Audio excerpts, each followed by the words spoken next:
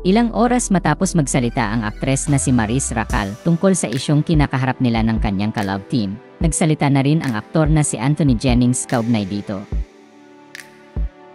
Matatanda ang noong December 3, 2024 ay isiniwalat ng dating non-showbiz girlfriend ni Anthony na si Jamela Villanueva ang pagtataksil ng aktor noong sila pa. Natuklasan kasi ni Jam na mayroong lihim na relasyon si Anthony kay Maris. Bilang patunay ay ipinost ni Jam sa Instagram stories ang screenshots ng palitan ng private messages nina Anthony at Maris. Iyon daw ang dahilan kaya nagdesisyon si Jam na tapusin na ang halos 7 taon nilang relasyon ng aktor.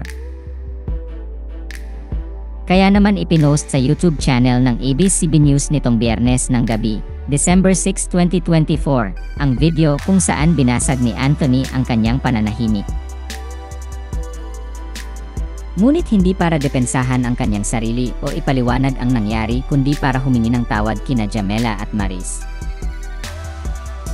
Sa naturang video, sinabi ni Anthony na alam niyang nakasakit siya kaya't lubos daw niya itong pinagsisisihan. Kasunod nito ay humingi ng tawad ang aktor sa dalawang babae at sa lahat ng mga nadamay sa issue.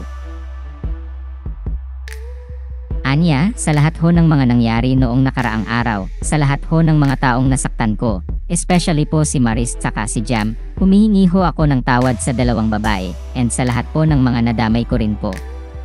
Ayun lamang po, sorry po ulit.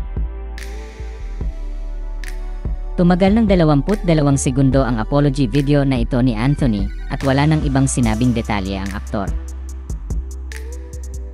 Kaya naman napareact ang netizens sa naging paraan ng paghihingi ni Anthony ng tawad. Maraming netizens ang nabitin at tila nais pang malaman ang side ng aktor sa issue. Tumagal kasi ng 14 minutes and 27 seconds ang video ni Maris na ipinost sa YouTube channel ng ABS-CBN News. May ilan namang pinuna ang hitsura ng aktor sa video na mukhang stress at tired daw ito. Samantala, wala pang komento o reaksyon sina Maris Racal at Jamela Villanueva sa paghingi ng tawad ni Anthony sa kanilang dalawa. Sina Anthony Jennings at Maris Racal ay parehong nasa pangangalaga ng talent management arm ng ABS-CBN na Star Magic.